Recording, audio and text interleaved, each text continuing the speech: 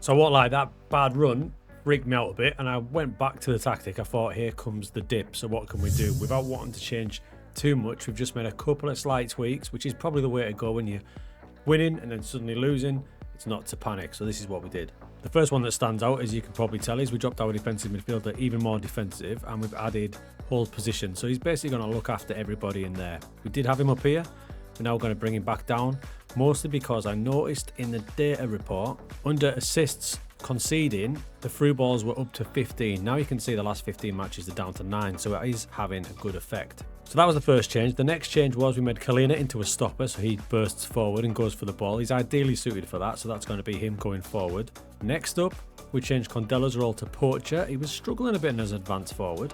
He has only scored 4 times. He's got 4 assists, but he is not adapting to the striker role as well as I wanted. We're going to remain patient.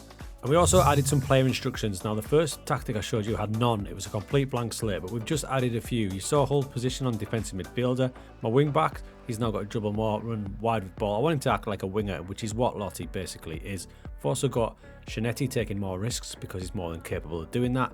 And we're asking our boy Luati, Yaya Luati, to simply get further forward.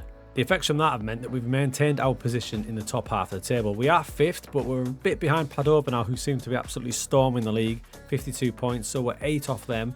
It's not out of the questions, but it's going to be a big task.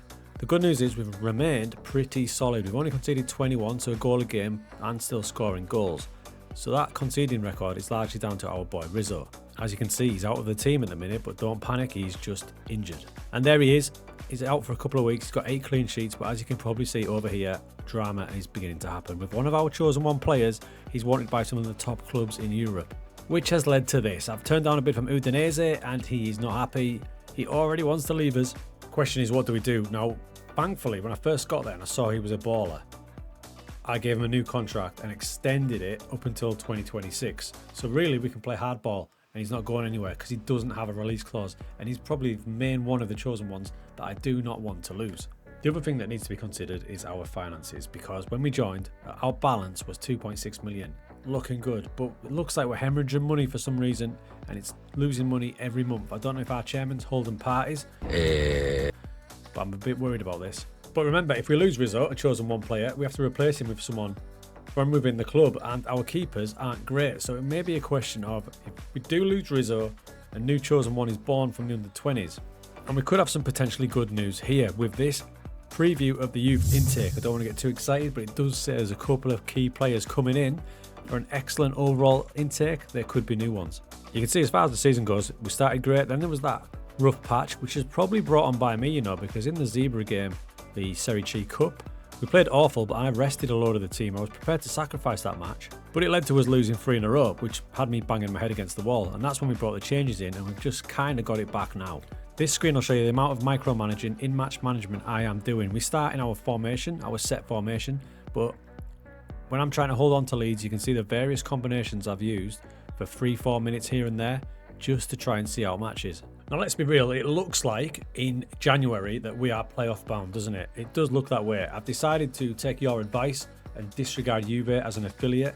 They are the enemies, we're not going to take any of their players, but I will take their out of contract players so they can go against their dark former overlords. For now, it does look like we're going to be in the playoffs. We've got loads of games left, so you never know. If we went onto a mad streak, we might catch Padova, but they are pretty good and they gave us a good beating when we played them. As for the chosen one boys, how are they progressing? Well, the big standout so far has been Rutigliano. There he is. He scored 10 times in 20 matches, and you can see his attributes all on the rise. You can see his progress where he started, 3-star potential player, and he had a big bump up here when he was absolutely flying. Had a little dip, but we're on our way back up now. I'd say Kalina's the one who's improved most. He is the youngest, and he's probably the weakest player from a start point, but you can see his attributes on the rise there. And his progress has been pretty steady. You can see where he started, and it's up curve all the way, and now his potential ability. We're getting towards 4-star, and he's nearly there. Steady increase for Di Marino. He's probably the most unspectacular of the chosen one players. That's reflected in his progress bar, which is kind of staying the same. And Condella, despite not having the stats to back it up in the goal scoring charts, he is rising up in attributes, and I've got high hopes. I think he'll come good. He is only 20 years old. Let's see how he does as a poacher for the next clutch of games. So whatever happens, we're going to see this season out with 3 at the back. We might change next season if we don't manage to get promoted, but for now it's 3 at the back. And you might notice there's a change in the starting 11, which does lead to the final chosen one candidate being finalised. the very popular with you guys, Yaya Luati. I put it out to you lot in the comments last time and it was unanimous that he must be the final chosen one player. He's just turned 22, as you can see from his attribute rise, he's kicking on. I've actually made him a bit more versatile as well by training to be Secunde Volante, and he's adapted to it pretty fast. He's ideally suited for it.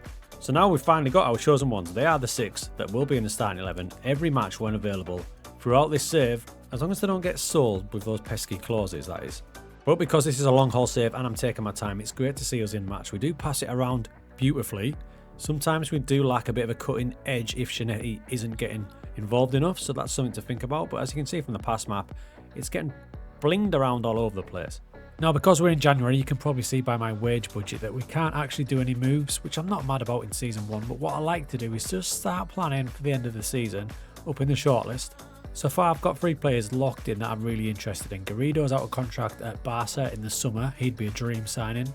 Animi here would also be a fantastic signing, also out of contract in the summer. Another player who is out of contract in the summer is this centre-back. You can see the upgrade. If we can put them in the team alongside our chosen 6, that would be exciting. So we're starting to build our shortlist, even though we can't do any transfer moves yet. I'm also having a little look at my staff now. A lot of them, annoyingly, I've got contracts for next season as well, such as my assistant manager, who isn't great to be honest. So we're going to have some tough decisions to make, whether to take a hit by releasing them or waiting it out until we can just let their contracts run out. But we do need to upgrade it. For example, Renzo, my goalkeeping coach, he's stealing a living. He's awful. As so often happens in FM, when all things are going right, something happens to upset the team dynamics, and this time it's our boy Rizzo. What on earth do we do with this situation?